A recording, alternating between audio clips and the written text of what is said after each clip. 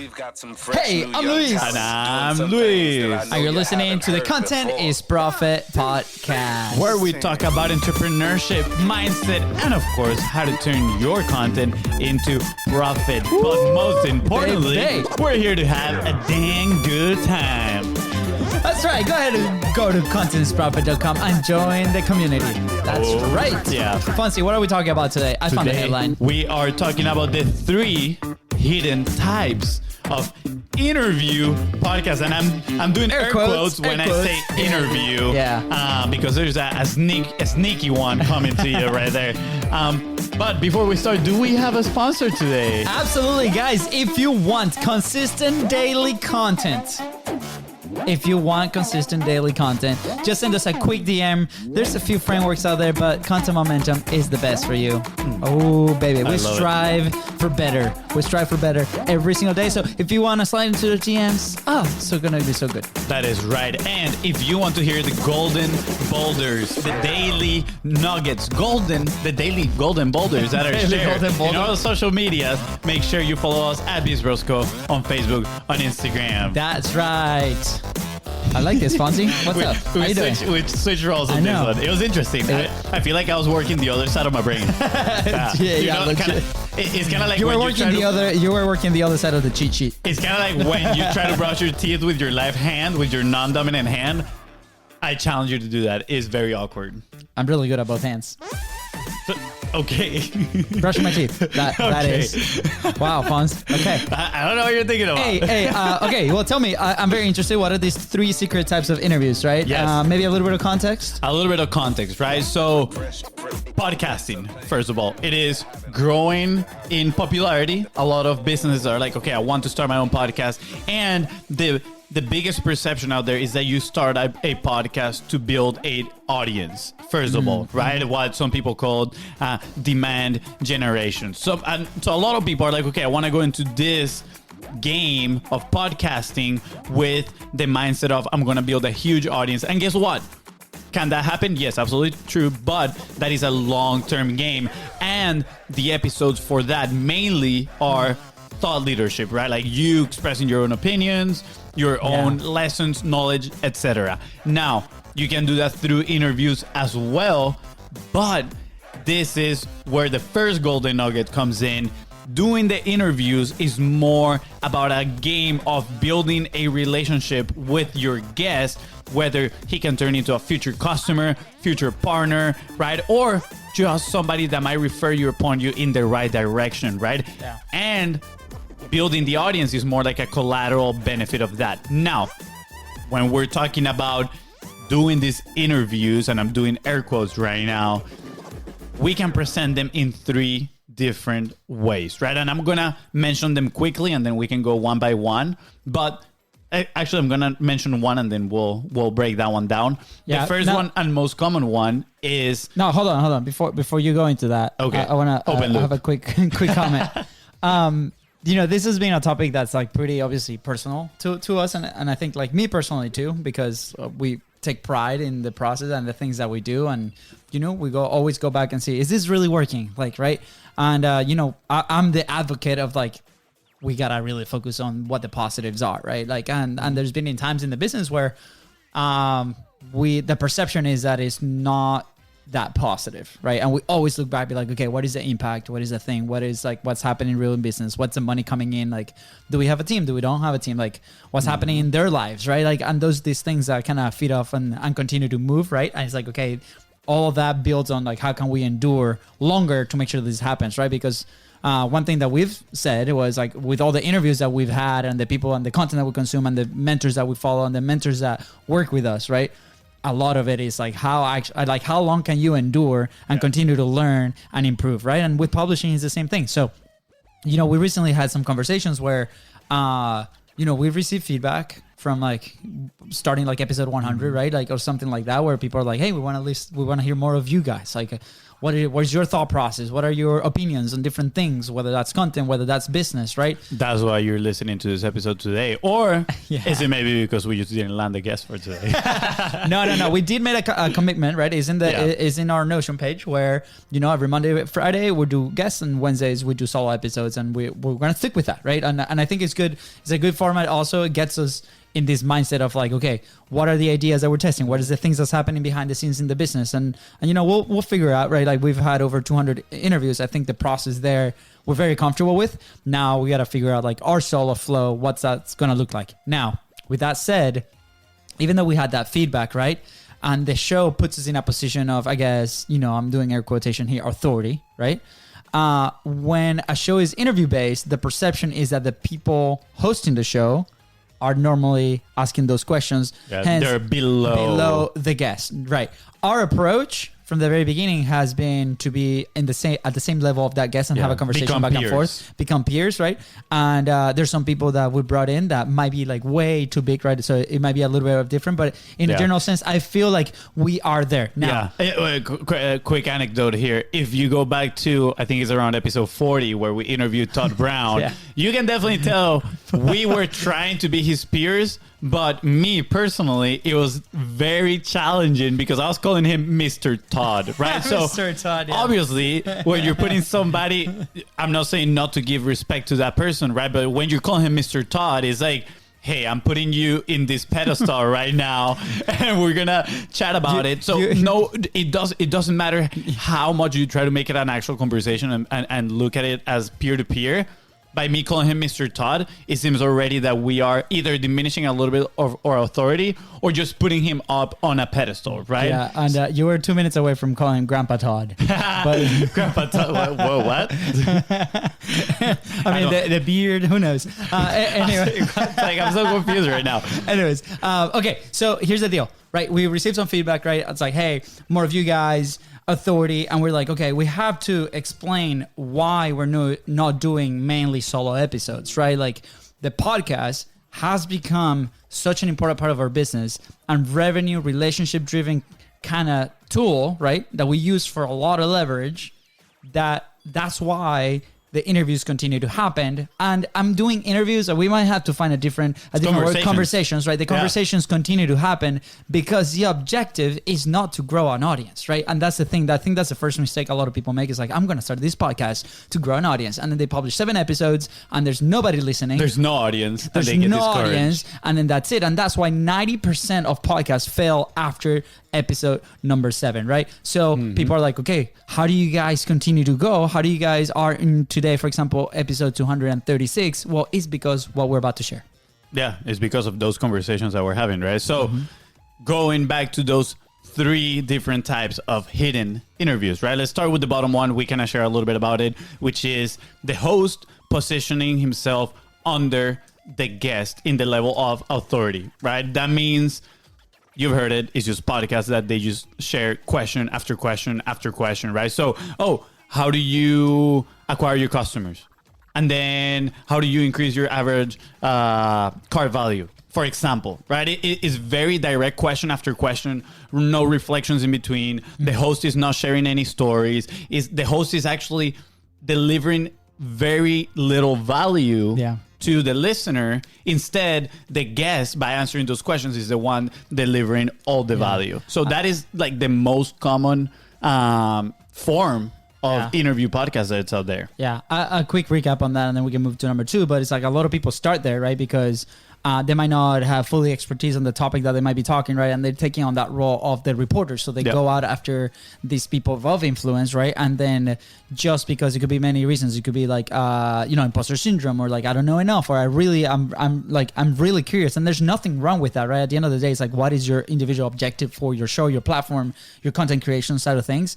And if your objective is to actually share the expertise of others, great, because you're providing a great asset also for that person. But at the same time, you have to be aware, okay, if I want to build that authority as well, that might not be the best route. Yeah. And, we can add a little spice to the context here and say that this is a little bit more specific to B2B people, right? If you're in the B2B space, right, and your idea, your goal is to land new accounts, new customers, right, those new clients, if you are positioning yourself under the people that you're bringing in your podcast and say those people that you're bringing are the ones that you want to do business with, they need to see you as the connoisseur, right? They need to see you as an authority as well, and not just as somebody that is asking them questions. So that's number one mistake. And again, it doesn't mean that it's a wrong way of doing things, right? It's a total valid way of doing things, but you need to ask, is this the thing that has the more upside for my business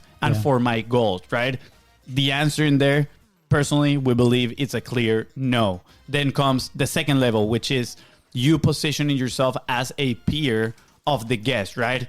The host becomes a friend of the guest, and now you're not having an interview. It might look in a way because, you need to ask questions back and forth to keep the conversation going. But that's a key word. Conversation is more of a conversational type podcast.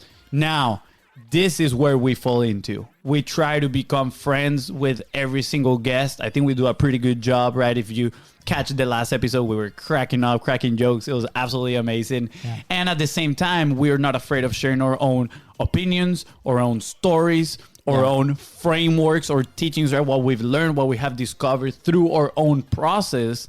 And I think that is key right there. Also, don't be afraid to have different opinions than your guest.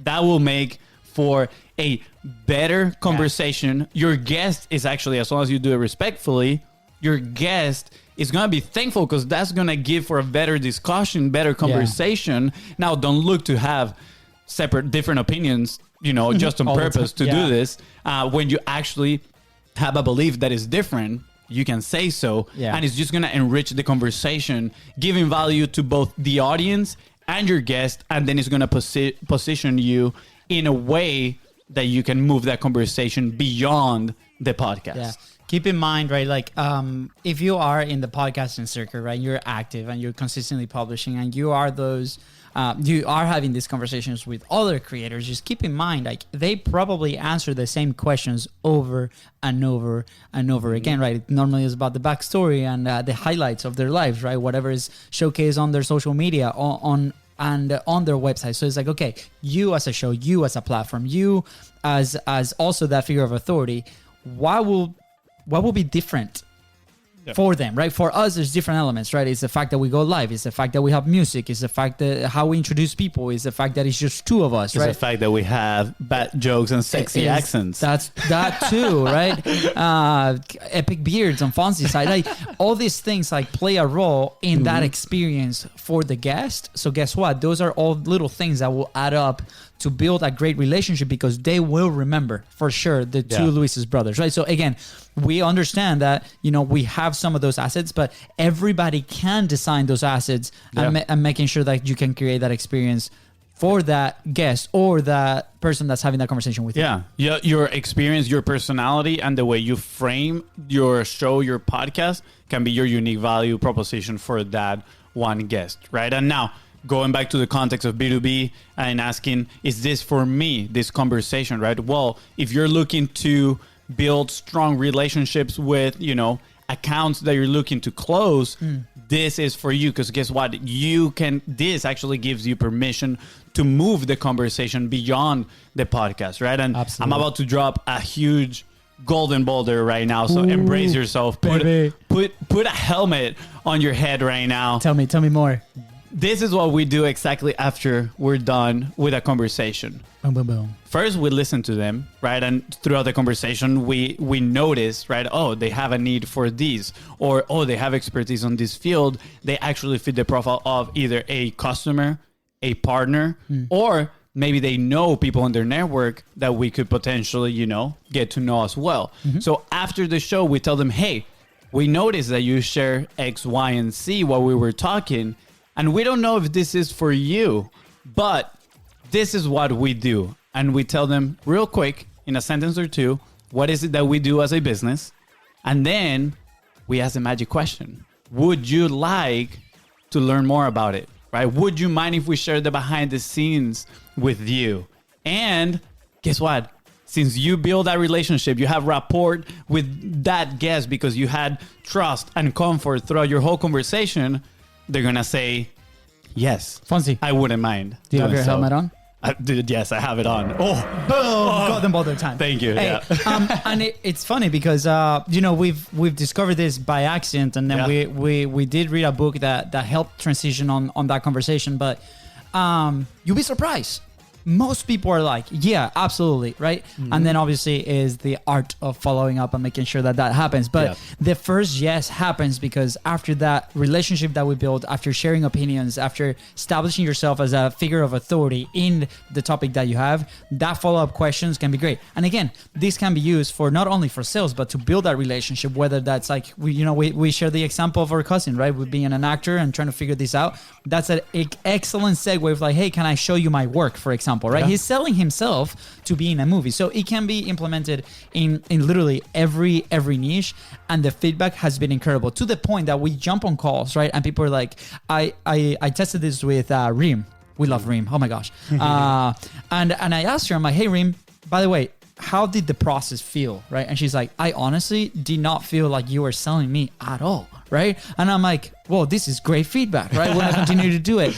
And it's because it happens in a very natural way. And just like FONZI said, we're looking for those cues. I'm like, okay, these people, right, for example, are looking for XYZ on content. Well, we can fulfill that. Mm-hmm. So we make a mental note, we write it down, right? And we make sure that we address that, right? Because it's something that they share, right? So on your field, on your conversation, start looking for this. Maybe we can ask some questions that can be really useful for the audience, but at the same time, sorry, Siri, but also at the same time, you can identify those points where you can actually make that transition smoother because by you providing that service, you're actually adding value to that person that you're having the conversation with. Wow, hold on. I know a golden boulder right there. Wow, on fire. This segment was pure fire. Now to go, we about to close this down, but we're gonna just briefly explain the last one, the third hidden interview, doing air quotes, type of podcast, right? And it is you positioning yourself above the guest, right? And why would you do such thing? Well, this is mainly if you are looking to get, again, customers out of these conversations. So you're not going to go target Tony Robbins, right? You're not going to try to bring Tony Robbins to the show and try to, alpha male him or alpha women him, I don't know, and position yourself above Tony Robbins and asking questions, and try to make him all vulnerable and whatnot. That is not the way to do this, right? In here, you find somebody, you identify somebody that might have the need for what you offer and fits the profile of your perfect customer, and maybe they don't have the level of influence in the marketplace, right, to be your top guest, but they have the knowledge to come in on your show as well. So you invite them over, and when you talk to them, now this is the key. Instead of asking them questions about what have they done, right, because that would put them in a position of sharing their knowledge, sharing their expertise, which is valuable. You want to position yourself again above them. So you ask them questions about their future, about where are you going? What are the challenges that you're going through right now that are not helping you go towards your goal? And guess what? It looks very similar to an actual sales call. You're trying to figure out the gap of where they are right now or where they want to be. And first of all, this can bring lots of value for the listener, right? Because they're like, wow, look at this person that is in X in this level. They're trying to go up there. But also, this gives you the opportunity to now listen and say, wow, you're trying to go here. Guess what? I have this framework. I have this story that can help you, right? Take a step forward towards that goal. So now you're positioning yourself a little bit above the guest. And then at the end of the show, you need to transition that conversation further, right? Personally, we love the conversation type one, the second that we shared. That's the one that we do the most. And I think that one works best for bigger accounts, right? Yeah. People that are maybe influentially bigger than you. The third type, this last one that we just talked about, is for, again, people that fit the profile for your customer, but maybe influentially in the marketplace, they're not as high as a dream 100 client, if we want to put it that way. I love this, right? Because we can put the people in different buckets, right? And you can frame the conversation. That was one of the things that we struggled a lot at the very beginning, because we're trying to figure out what is the working framework that for us, for our show, how can we stay consistent? And just now, just before coming into the studio, I was actually in a coffee shop getting FONZI his coffee. Good brother. And, one of the baristas there has a son, and he's going to film school, right? Yeah. And she, obviously film school, and the whole industry has shifted a lot through COVID, and they know what we do, right? And she's like, hey, is it okay, like, if he comes in and you guys chat a little bit about this? And we continue to talk. And he's a creator, right? It's like, okay, I start asking some questions, and he edits audio and all this, and he's going to like very expensive fitness film school. And in my head, I'm like, like if he has these basic skills, not basic, but like these skills, he can actually go out to the world and go and start working with somebody, right? Because what you need to do now as a content creator, right? And as a business owner that creates content, right? Because we understand that now every single company has to have a media arm. Like you have to go hand in hand, right? You need to put in the reps. And by those reps, if you're an individual, that will become an asset for you to then go find opportunities, right? For your business, that will become an asset that naturally is going to create the lead gen, right? On one side, because that's built over time, right? And there's all the resources that we can plug in to speed up that process. But at first, right, you can use these the top two interview types to continue and grow the business directly, right? Yeah. And imagine if you do this like 2, 3, 4 times a week, right? If you have a process, if you have that framework that allows you to create this frictionless, you're gonna have 3, 4 really, really good opportunities per week, where it's like it's somebody that's warm, that knows you, that built a relationship with you, and it could, spin off on other things. To wrap up, right? In our own case, like what has happened? What are some of the opportunities that happened? Well, guess what? We got invited to MC a 3-day event in Montana, right? I mean, all of our clients have come through the show. Have come through the show. Partnerships come through the show. We are able to serve and connect people, because we might not be able to serve somebody at some level, but then we know somebody that does. Yep. That creates a ton of value. We're still top of mind. And then when they talk about content, profit, podcasting, video production, they call us. So there's very specific cases like I think that's a homework that I have to do. It's like going through these things. Okay, out of these interviews, what has generated not just money wise, but opportunity wise, right? Because at the end of the day, it's like we have to put ourselves in those opportunities. Going back to your term of the extrovert, right? Not only the pieces of content that go out every single day, right? We talked about the safety net, but also the opportunities that we're proactively looking for. And the platform like this with the top two interview types. Whew, yeah. So good. This connects perfectly to proactive content at the end of the day, right? A lot of, I would argue that most content that is put out there is shared with the mindset and mentality of, I'm going to put it out there and then the audience is going to find me. You go and find the audience at first, right? You might not be talking to 100 people, but you might be talking to one right person that might be right for your business and for you to do business with. So be proactive. If you are starting a podcast, or if you already have a podcast and you're having guests over, ask yourself, how am I positioning myself? Yeah. Am I positioning myself under them, as a peer, or above them? Obviously, it depends on your goal as a business, on your goal as an individual, and how you want to present yourself and how you want to present your podcast. But we want to invite you, right? We want to challenge you. Maybe if you are positioning yourself under the guest, what about you start having more conversations and sharing your expertise as well? Yeah. All right. Shameless plug, right? If you are doing this and you want to create more of that safety net content, build your rapport, build your leverage, grab some of those assets and send it to your guests as a point of contact on the sales pipeline. We talk about sales pipeline content, right? Let us know. This is what we do. We're happy to help. We're happy to hop on a quick call and see how we can help in any way. If you're a fit, great. If you're not fit, great as well. Hopefully we can help you and serve you and so on. So yeah, let's connect. Just go into the DMs at BIZBROS Co on Facebook, on Instagram, or just look for Luis Camejo and connect with either of us on LinkedIn. Orange pictures, beautiful faces. Mine's more beautiful than FONZI.